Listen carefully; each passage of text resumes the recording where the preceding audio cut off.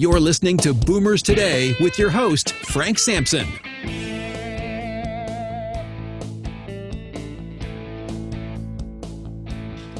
Well, welcome to Boomers Today. I'm your host, Frank Sampson. Of course, each week we bring you important and very useful information on issues facing baby boomers, their parents, and other loved ones. And as I do on each show, I thank all of you. And I thank you because our listeners are growing each and every day. And I just want to thank all of you sharing our podcasts or individual shows with friends and family. And a lot of great information, and so we really appreciate it tonight. And I know why you do, because we have great guests. And as I say every week, I'm not going to disappoint you today. I'm not going to disappoint you today because we have with us Trent Spivey. Is it Spivey, Trent? I should have asked you. Is that it? That's okay. I say Spivey. You say, then I'll say Spivey. You say Spivey, I'll say Spivey. So we have with us Trent Spivey, who is the founder of Living Memory, where he works with families to preserve their elders' stories and legacies with the power of immersive media. By combining cutting-edge technology and a thoughtful series of personal interviews, Trent helps people tell their story in their own words while creating priceless records that families and communities will cherish for years to come. So Trent, thank you for joining us on Boomers Today. Sorry for initially botching your last name, but thank you for joining us. No problem at all. Thank you so much for having me on the show, Frank. It's great to be here. Yeah, no, it's great to have you. Great to have you. You're doing great things, and it's from what I could see, just a wonderful product. And we want to learn more about it. So, tell us first, maybe a little bit, your background and kind of how you got started in this work. What led you to it? Absolutely. So I am a motion picture cinematographer by training. So anything to do with cameras and lighting for films, music videos, you name it. That's my formal training. I went to a film conservatory for that. And around that time, the dean of the school really wanted to make an investment in some new media that was coming around the corner. Kind of the umbrella term that I use for it is immersive media. So that includes things you might have heard of: virtual reality, augmented reality, kind of adding a digital layer over, our everyday reality, what we see around us. And that was just so captivating to me. I started cutting my classes just so I could take classes that had been spun up in the curriculum to address this brand new thing. And so that's where it really started to get my attention. That was the field that I started my work in right after I left school. And right before moving, actually funny enough, close to where you are, right before moving out to San Francisco to work at a VR startup, I had the great chance to sit down with my grandfather, my mom's dad. He was a man of almost notoriously few words. He did not talk very much, but I knew that he had a really rich story, and I knew that I wanted to somehow capture that and record it before I made this giant move across the country. And so I was a little sheepishly, I asked him, hey, would you mind if we just sat down with a camera for, a couple hours? And I would just like to interview you. I'd like to learn more about your story. And somewhat surprisingly said, absolutely, that sounds great. And we sat down. It's one of my favorite memories now. And I think we talked for upwards of 3 hours. And he talked about all the things that I had always been curious about and that my mom had always been curious about. And fast forward, I guess, a few years later, even when he passed away, that was a gift that I gave to my mom, was that interview. And she considers it priceless now, just because that is a record that she has of her own father. And she learned so much about him that just never came up otherwise. And so after having the training that I had and doing the work that I was doing in VR, and then also having that experience and coupled with conversations with kind of friends and colleagues of, I feel like there's something here, it was almost inevitable to arrive at, oh, wow. Yes, interviews of people for their families as they're telling, as you introduced me, right, telling their story in their own words, so that the family gets to hold on not only to their story, but because of this new medium, they get to feel like they're sitting across from them. And there's just, if you've never been in any kind of virtual reality experience, there's absolutely nothing like it. So it's very special work that I do. It's and that's why I'm so happy to be here. That's great. Okay, so I gotta, can we go back to your grandfather? I got a couple questions for you. So when you did it with him, did you just talk to him and take notes, or did you literally videotape him? And how did he feel about being taped, if that was the case? Yeah, yeah, it's an important question, right? I definitely, even when I called him on the phone to ask if we could do this interview, I said, hey, and I would like to record it. Are you okay with that? And, in his way, he was like, oh, yeah, sure, it's no problem.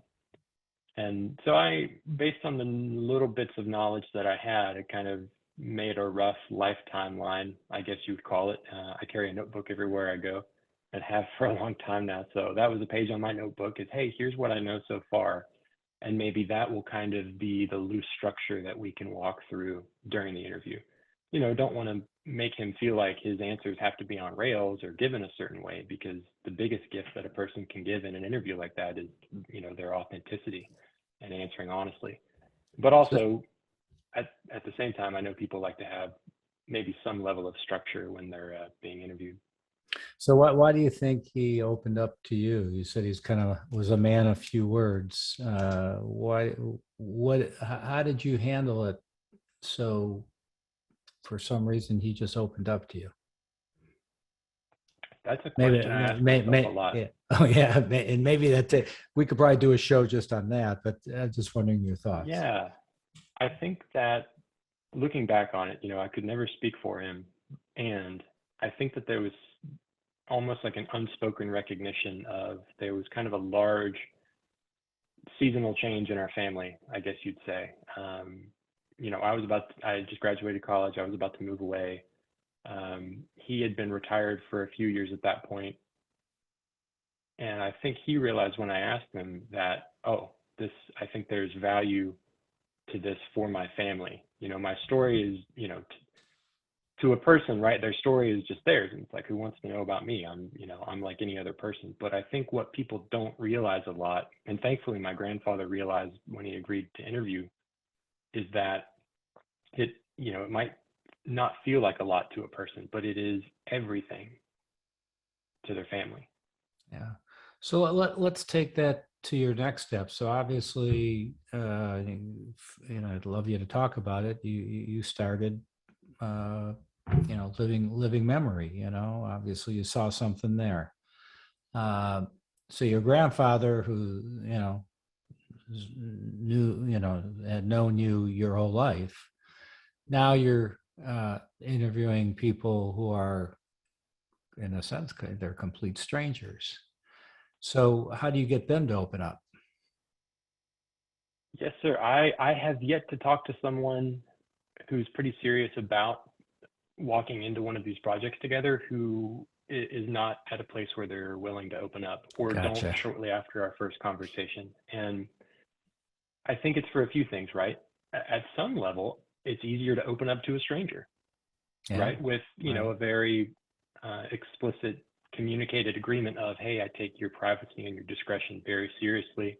This is not going to go anywhere that you don't want it to. And, I'm just another guy. But at the same time, part of the living memory process involves what I call a series of pre-interviews, right? And so for my most recent client, she's local to me. So I would just go over to her house and, I'm very thankful that she would make cookies, and I would just sit down with my notebook and have some questions, knowing a little bit about her life. And I would just take notes as she's talking. And what that allows me to do is both at from almost a logistical level, say, okay, here are the notes that seem important to cover based on what I'm hearing and what this person is telling me about their story. But it's also an act of building trust with one another, right? Because there's no substitute for spending time with someone and me kind of able to prove to them, like, hey, this is only to serve you and your family. And here, let me show you how careful I am in the way that I construct these questions, in the way that I try to go about topics that might otherwise be sensitive. Got it. That's great. So, I've had not many people, but I've had a few people on the show through the last couple of years even, who have, done tried to accomplish something that you're doing already, but through maybe more writing, interviewing and writing it down and putting it down on paper, or maybe just taping and having the tapes. But it seems like your approach is quite different. Want to talk about that a little bit? Absolutely. Yes, thank you. I'll start by saying the most important thing is that the work gets done, right? No matter what the medium is, if it's writing, if it's video, if it's taped audio recordings like what we're making right now, as long as there's something, because I think so many people are only left with maybe a voicemail, maybe a handful of voicemails, or a letter or two, without really getting the fullness of a person's story. Even if that fullness as it exists is, an hour of them talking about their life in bullet points. But I chose virtual reality because it's something that I hadn't yet seen. And being a fairly new, at least new to the broader market sort of technology, I think it's one of the, if not the most emotionally impactful media that you can do this kind of work in. And I say that because having worked in the VR space, shortly after college, it was mainly for entertainment, right? Short pieces, almost like a short film, but set in a virtual space. Or a huge driver for that market right now is video games. And, I'm not a gamer. I think games are cool and I respect the work that goes into making them. But having seen kind of the power of immersive media like virtual reality, I just couldn't help but wonder, I feel like we can do more to provide an emotional impact at the individual level, right? Because not everybody wants games, but the way that this technology gives you the experience of sitting across from someone or being somewhere you might not ever otherwise get to be, there's just so much more we can do with that. And so when I was able to start merging that with, hey, let's record people's family members, their elders, their community members, and record their stories as they're telling them in their own words, and give people the feeling of sitting across from them, it's just been magical. And it's kind of proven itself time and time again. Once people are in a headset, it's I laugh because it's kind of like one of those Peloton bikes, right? You might look at it and be like, I don't know, I don't know about that. I don't know if it's for me. But as soon as you put the headset on, it's like, oh, I get it now. I really feel like I'm sitting across from that person. And it just crosses some kind of threshold that sets it far above and beyond what we can currently accomplish with, written works or video. Right. So virtual reality, I mean, it's a term that a lot of people are familiar with, but some people may not be familiar. They've heard it, but they don't know exactly what it is. So explain just virtual reality. What is it? Yes, sir. Okay, I will do my level best, but I think I've got a pretty good description here. Yeah, obviously So, show and tell would be a lot better, but we're doing this via audio, so you gotta. I'll let you yeah, give no it. problem. I'll let you give it a go. No problem at all. If a person wants to take a super duper deep dive into the world of VR, there's a podcaster. His name is Kent Bye, Kentbye, and his Voices of VR podcast goes very deep into the topic. But for the purposes of today, I would describe VR. Well, I'll think of it this way, right? We're currently in what I consider the third wave of VR. The first wave being kind of in the 1950s, 60s, when computers were just being used, right? And it was more for like a simulation technology than anything else. And then we get to kind of the 80s, 90s, right? Where you may remember some of the like Nintendo platforms, and it's being used for, NASA simulation, but far away from anything that you and I would be using on a regular basis. But now we're in this cool third wave where a person can walk into a Best Buy and, reasonably affordably for the price of an entry-level laptop, obtain a virtual reality headset. And what it is, right, is we're typically used to interacting with a screen, right? A two-dimensional rectangle, whether that's a phone or a laptop or a desktop PC. Virtual reality, the digital space completely surrounds you. You feel like you're immersed in another environment, right? And there are different kinds of virtual reality experiences. Some are fully interactive, they don't have any level of interactivity. my interviews with living memory are closer. There's not as much interactivity. It's very much, hey, you feel like you're immersed in this environment, and you feel like this person is 3 feet in front of you, looking you in the eye and telling you their story. Does that give a good survey? Yeah, you did a great job. You did a great job. So as I say, show and tell is the best, because like you said, people put on that headset and go, wow, so you don't know until you've experienced it yourself. But there's a lot of people who've never tried it. So just you Yes, did a sir. great And job. any of your listeners, thank you. Any of your listeners who are in kind of the Western Pennsylvania area, at least for now, I'm happy to travel and give demonstrations in person. It's one of my favorite things to do. Great. So I know you are of course, in Western Pennsylvania, but we have people listening from all over the country. So if they wanted, if they were interested in working with you, how does that work? Knowing that you're in Pennsylvania and they're in wherever, Arizona. Absolutely. So if a person were to reach out from Arizona, the first thing I think would be a phone call, right? And just me getting to learn more about them, what their needs are, kind of what brought them to living memory and what they're thinking. And then from there, determining, hey, does it seem like I'm going to be able to help them? Maybe it's, they have a family member who's, getting into their wisdom years, but more often than not, they're still very active and very much still writing their story. And that's probably why they haven't yet sat down to get it all in one place. And so if there's an alignment, and I usually think there is, if folks are reaching out, then we start to kind of develop a plan of, okay, it sounds like you're pretty serious about having this interview done. Let's pick a date for the interview itself. Let's pick out kind of our pre-interview dates. If I'm traveling, which I'll travel anywhere globally to folks who are interested in that, that'll typically be, hey, we'll do the pre-interview in the 1 or 2 days before the actual interview, so that it's all kind of done in one visit to wherever I'm traveling to.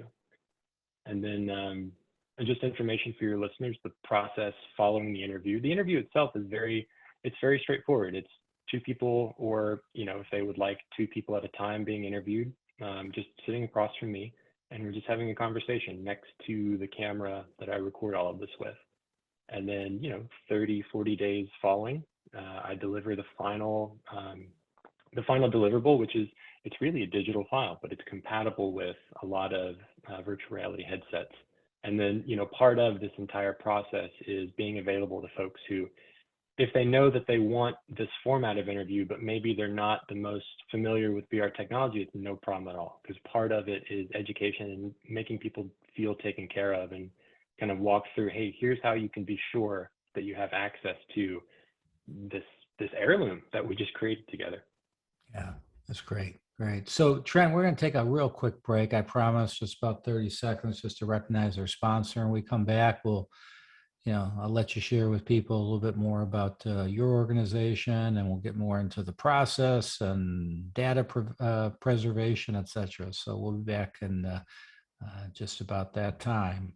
So do you happen to know anybody who may be concerned about an older driver?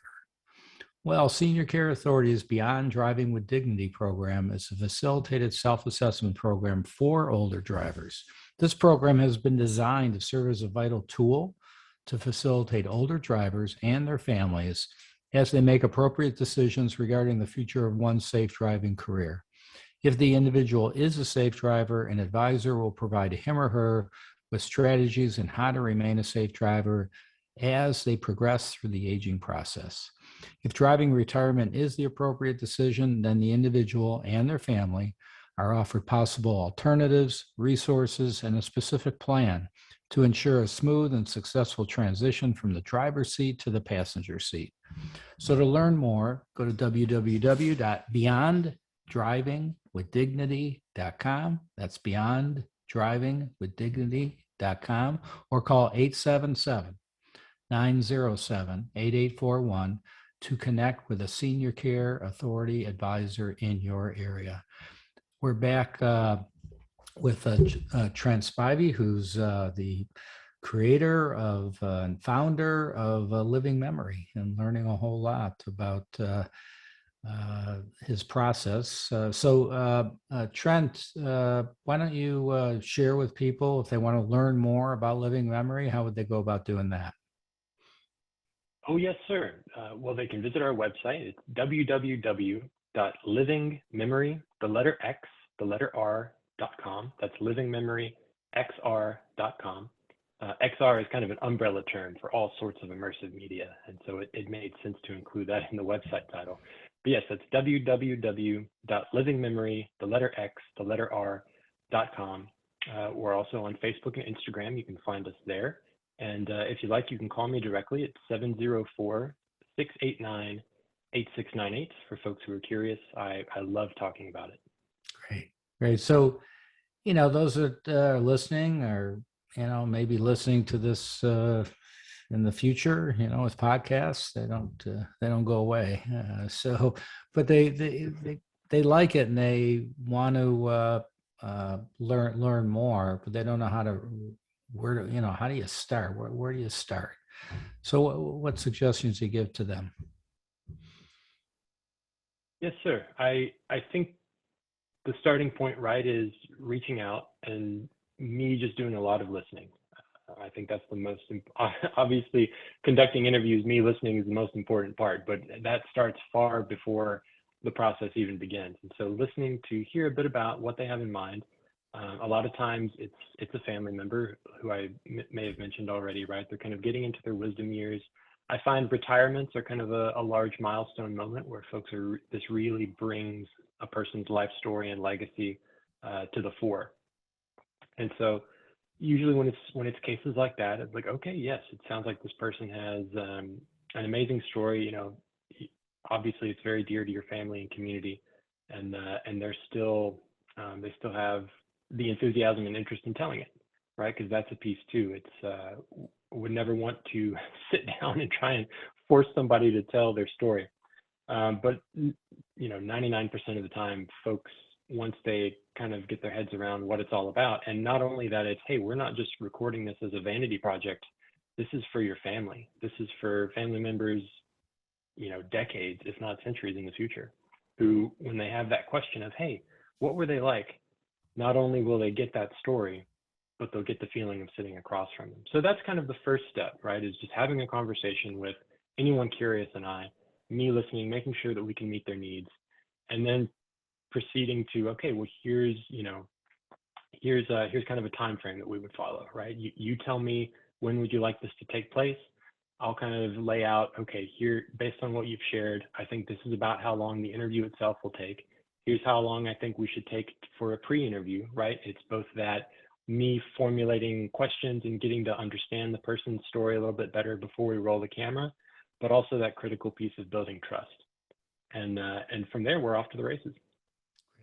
Great. So your website, you talk about data preservation and what you call the 3-2-1 rule. Explain more about that. Yes, sir. I did not come up with it, but it's one of my things that I constantly try to evangelize. And basically the gist of it, if I'm remembering correctly, is that the foundation here, right, is that digital data there's more of it than there's ever been, but it's also it's a very pernicious way of keeping information. And so we have to make sure that we have copies just in case a hard drive gets lost, or maybe it was formatted incorrectly or by mistake, right? And so what I tell people about the 3-2-1 data backup rule, it's a strategy, it's a way to help ensure that your backed up data isn't permanently lost in case of some sort of unexpected event, right? And so it's 3 because you want at least 3 copies of your data with 1 primary backup and then 2 kind of additional copies. You want at least 2 different types of storage, right? You don't want to keep it all on the same hard drive, right? You don't want to make like 3 separate copies on 1 hard drive, because if you lose the hard drive, then all 3 copies are gone. So I recommend that the other location being like a cloud backup, right? It could be Google Drive. If you're an Apple user, that could be your iCloud. Folks that want to really get serious about it, there's a platform that I've seen and loved called Backblaze. Not to do an advertisement for them, but I do believe in the product. And so that's 3 and 2, right? 3 copies of data on at least 2 different storage types. And the 1 stands for having at least one offsite location, right? So even if it's just, hey, I want to keep this at my cousin's house or my brother's house or you name it, right? Just so that if there were some kind of natural event, right, like a flood or a fire, you've at least got one copy that was not involved in where you typically keep the rest of your data. So that's the 3-2-1 rule. Gotcha. And that's for everything, right? That's for, that's for personal documents. Right. Yeah. And you guide them on this, obviously, if they're not familiar with everything you're talking about, right? Absolutely. And I get enthusiastic and sometimes get carried away about data preservation. Yeah. But it's so important, especially when it's your family stories. Well, what about, kind of the beta? I mean, I've had requests, I've been doing this podcast for a long time, and we get requests going, hey, I just, any way to get it, in writing, where I like to just read it. I like to read your questions, read the people's answers, transcription. Do you ever also do transcription of the interviews that you do with the family members? Absolutely. And transcription is actually a part of our process. It really helps out in the editing process, right? So I'll give you an example. I sat down with one gentleman over the course of 3 days at his home. He, obviously lived a very cool, a very rich life. He was a servant to his community, very plugged in the small town that he grew up in. And so we talked for 3 days, 4 hours a day. That is what he was comfortable with.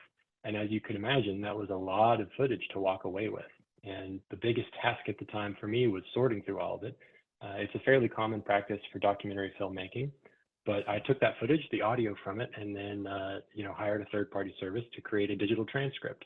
And so that helps me both edit because I can look at all the text in one place, but that transcript is also a part of the final deliverable. So folks are not only getting, this immersive media file, but they're also getting a text transcript and a copy that they can just read through, as you described. Right. So unfortunately, we're kind of out of time. It's been great. So maybe if you could, again, share with everybody, maybe your website, anything else you want to share, and just any words of wisdom to our listeners. Yes, sir. Thank you so much for having me, Frank. Again, my name is Trent Spivey with Living Memory. Folks that would like to learn more, you can visit our website at www.livingmemory.r.com. That's www.livingmemoryxr.com, or please feel free to call me directly, 704-689-8698. And words of wisdom, I think it goes back to something that came up earlier, right? I would love to be the person that sits down with you or your loved one and gets to record your story so that they can keep it forever. And I think the absolute most important thing is that the work gets done. Even if that's just you sitting down, opening up your phone and making an audio recording of a conversation with your loved one that you might have in mind while you're listening to this. But the most important thing is that the work gets done. I try to encourage people as much as possible. Don't end up with just a voicemail and wonder what that person's story is. Everyone can take steps right now towards both learning more about their family and their community members, but also creating a record that will live on. Great. Well, Trent Spivey from Living Memory. Check it out at livingmemoryxr.com. Trent, thank you so much for joining us. Thank you, Frank. Thank you, everybody. Please be safe. You've been listening to Boomers Today with Frank Sampson. To learn more about today's show, visit boomerstodayradio.com and join us next time for another edition of Boomers Today.